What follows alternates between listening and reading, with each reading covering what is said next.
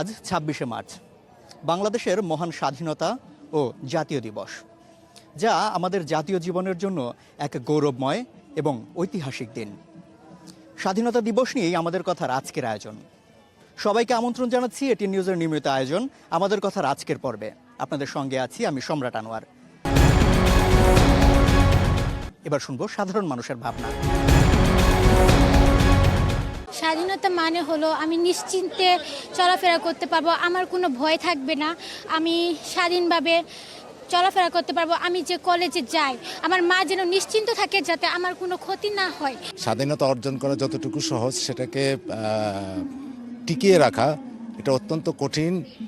তবে বর্তমান বাংলাদেশে যে কালচারটা শুরু হয়েছে, মব কালচার, এবং এটা অত্যন্ত বেশি, এবং আমরা ব্যক্তিগতভাবে যারা এখানে বসবাস করছি, আমরা প্রত্যেকে যদি আমাদের প্রত্যেকের নিজ নিজ দায়িত্বটা সঠিক মতো পালন করতে পারি, আপনারা পুরো বাংলাদেশের এই ১-১.৫ বছরের চিত্র দেখলেই বুঝবেন যার যে দায়িত্বটা, সেই দায়িত্বটা কিন্তু সে কেউ পালন করছে না। আমরা মুক্তিযুদ্ধ এবং স্বাধীনতা সপক্ষে শক্তি হয়ে এই বাংলাকে এগিয়ে নিয়ে যাব।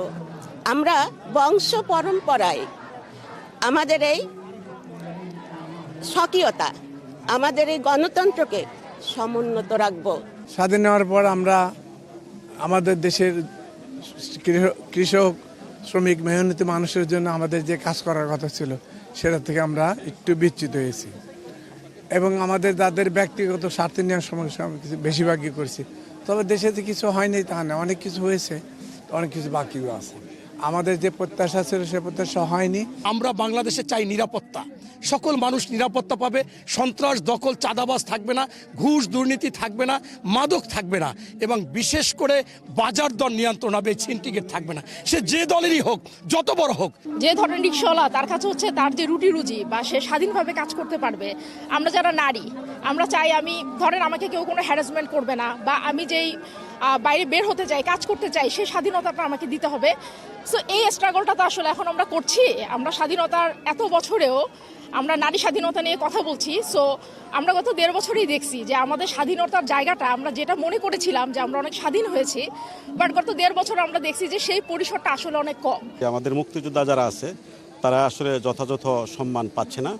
আমরা চাই যে রাষ্ট্রীয়ভাবে এবং সাধারণ জনগণ তাদের যেন সম্মানের সাথে রাখে, এবং তারা যাতে যথাযথ সম্মান পায়। যারা দেশ বিরোধী চক্র, তারা আজ বাংলাদেশকে পূর্ব পাকিস্তান বানিয়ে ফেলার একটা পায়তারা করছে।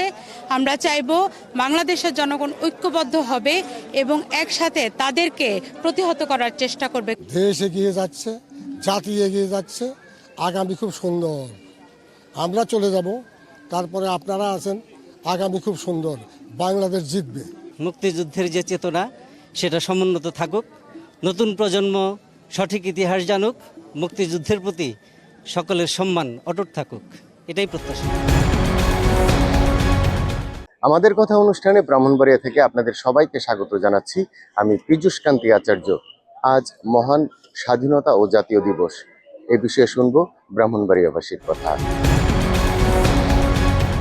যে অধিকার আদায়ের লক্ষ্যে এবং নিজেদেরকে মুক্ত করবার জন্য যে দীর্ঘ ৯ মাসের রক্তক্ষয়ী সংগ্রাম, সেই চেতনাকে সমুন্নত রাখা, এবং আগামীর প্রজন্ম যারা বাংলাদেশকে নেতৃত্ব দেবে, তাদের মধ্যে সেই চেতনা যাতে ছড়িয়ে পড়ে, এবং মহান মুক্তিযুদ্ধের চেতনাকে ধারণ করে আগামী প্রজন্ম যাতে বেড়ে ওঠে এবং একটি সুন্দর বাংলাদেশ যাতে গঠন হয়, সেটি নিশ্চয়ই আমাদের সকলের প্রত্যাশা। স্কুল কলেজ পর্যায়ে যে বাচ্চাদেরকে এখানে অংশগ্রহণ করার সুযোগ করে দেওয়া হয়, এর মাধ্যমে যেন আমাদের প্রজন্মের মধ্যে স্বাধীনতার চেতনা যেন জাগ্রত হয়, এবং আমাদের মধ্যে যেন এই মুক্তিযুদ্ধের প্রতি সম্মান, ভালোবাসা এগুলো জন্মায়। এগুলোই আমাদের প্রত্যাশা। আসলে ভবিষ্যৎ আমাদের যে এই স্বাধীনতা দিবসটা যেন পূর্ববর্তী পর্যন্ত ধরে রাখতে পারে, সেদিকে দৃষ্টি দেওয়ার জন্য, এবং এই উত্তরে সবসময় যেন এই অনুষ্ঠানটা পালন হয়। পৃথিবীর ইতিহাসে স্বাধীনতার জন্য কোনো জাতিকে এত রক্ত দিতে হয় নাই।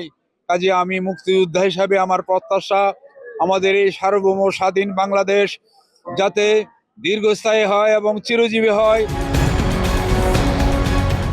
পরাধীনতার শৃঙ্খল ভেঙে আজ বাংলাদেশের মাথা উঁচু করে দাঁড়ানোর দিন। বিনম্র শ্রদ্ধায় শহীদদের স্মরণের মধ্য দিয়ে আজ স্বাধীনতা দিবস পালন করছে জাতি। চলুন শুনে আসি এ নিয়ে পাবনার মানুষের মতামত। জন্মের পরে যখন স্বাধীনতা দিবস সম্পর্কে জানছি তখন যেরকম আমেজ ছিল এখন ওই রকম আমেজ আর পাওয়া যায় না।